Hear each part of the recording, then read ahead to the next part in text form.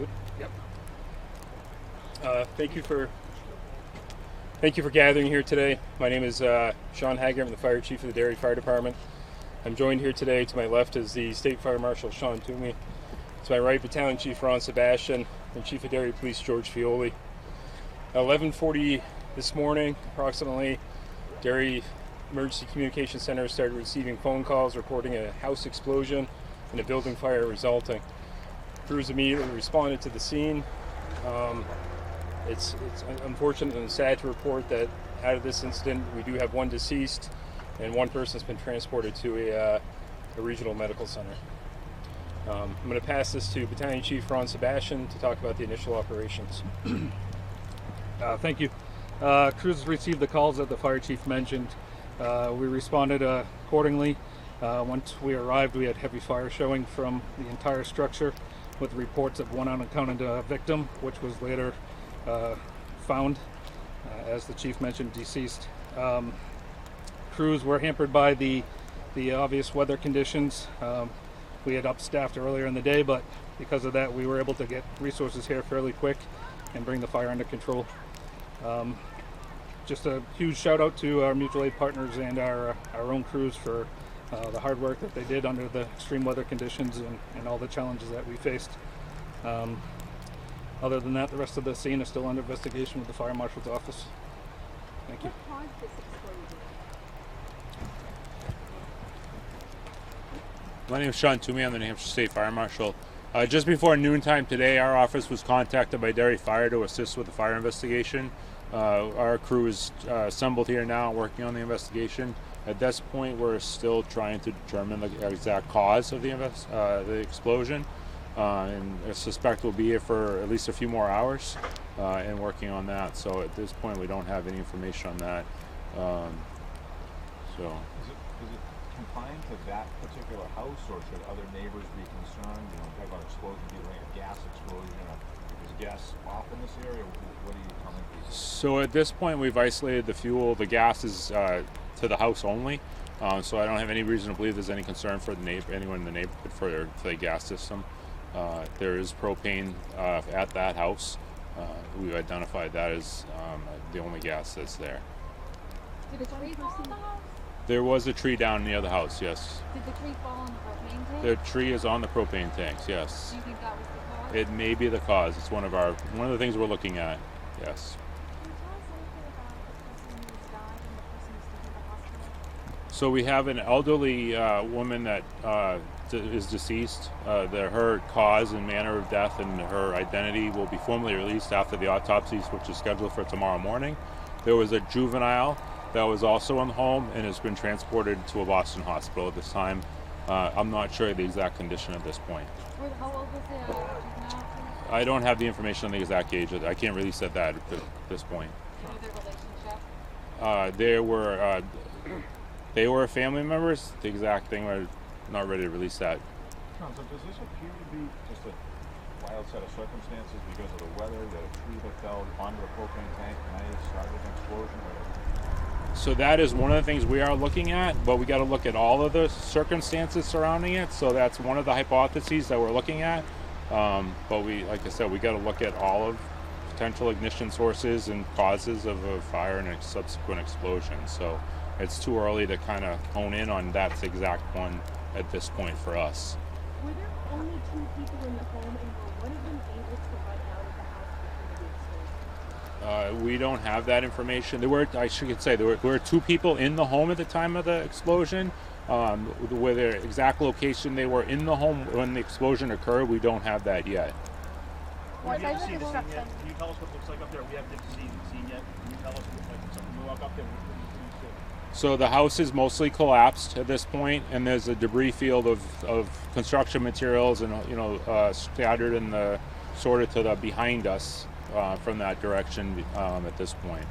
Were any of the other houses affected from the explosion? The glass, was they pushed off their foundation? Any broken windows? There's no damage that I know of to any other homes in the area.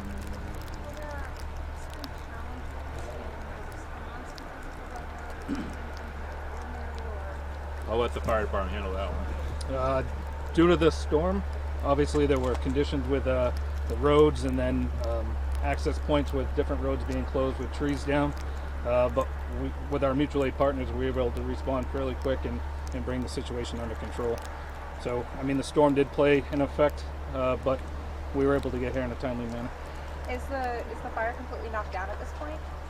The fire is still in the overhaul process. We're still working on that at this point. So the fire is contained. There's no visible flames. It's just extinguishing all the hot spots and different materials that we need to take care of. Can you just describe what did you have when you arrived at the scene? When I arrived here, I was met by a couple waivers. They told me that there was one victim still missing in the house, and another victim was with a neighbor already out of the property. We had heavy fire throughout the entire structure, through the roof, and coming out of almost all windows, and a partial collapse at that time. So we saw all the tankers coming and going.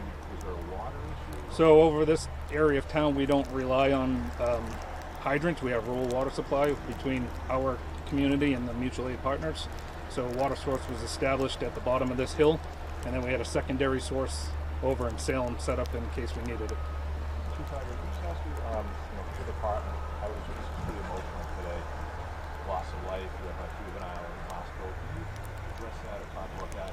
How tough this is for your department? Certainly is a tragic day. I am very proud of all the responders here today and their actions and how they handle this today. I would ask that everybody keeps the family in their thoughts as we process this tragedy, and it's the same for my members, to have them in your thoughts as well. Thank you.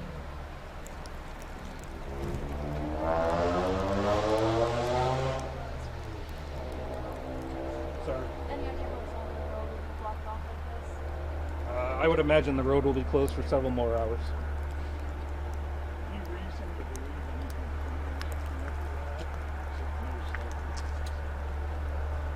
What was that? criminal? Is it most likely an accident?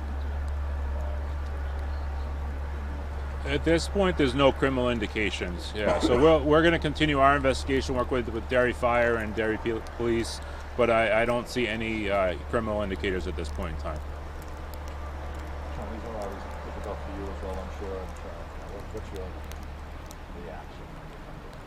Yeah, I mean, anytime where my office is called, there's tragedy involved. It's a sad time for the responders, for the families, and I think the chief made a great point. To keep everyone in their thoughts at this point. I think the goal for our office is to try to bring some closure, if we can, to the why, to help with the family understand what happened, and then to help educate, if we can, to prevent tragedies like this in the future. That's really a big part of our goal here. We'll work diligently with the agencies standing here with me today, and the private agencies that through the insurance companies that will come in and do some additional work to try to really figure out exactly what happened if we can. So it'll take some time, but I think we'll be able to figure out and get some education out, and I think the closure is a big part. I think that helps with the families. Did you say the juvenile, I'm sorry if I didn't hear it, is female or male? I don't have a lot of information on the juvenile at this point. I prefer not to release much information on the juvenile until we get all the family has the information. It sounds like the juvenile did fairly well given the circumstances, but they are in the hospital getting treated. But I don't have any reason to believe they're female. Just really say female. She'll be fine. She'll be she'll got a long road ahead, I think, but she'll be okay. The deceased is a woman, yes. Yeah. How fast would something like this happen? The explosion itself.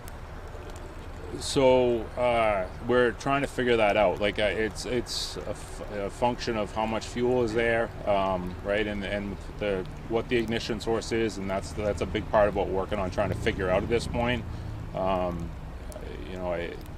Explosions happen typically pretty fast, but I don't know the exact chain of events. We don't have yet, so it's hard to say exactly what that would be.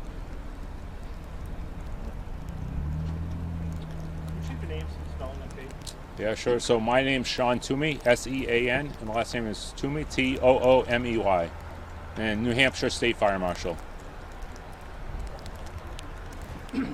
Battalion Chief Ron Sebastian, S-E-B-A-S-T-I-A-N.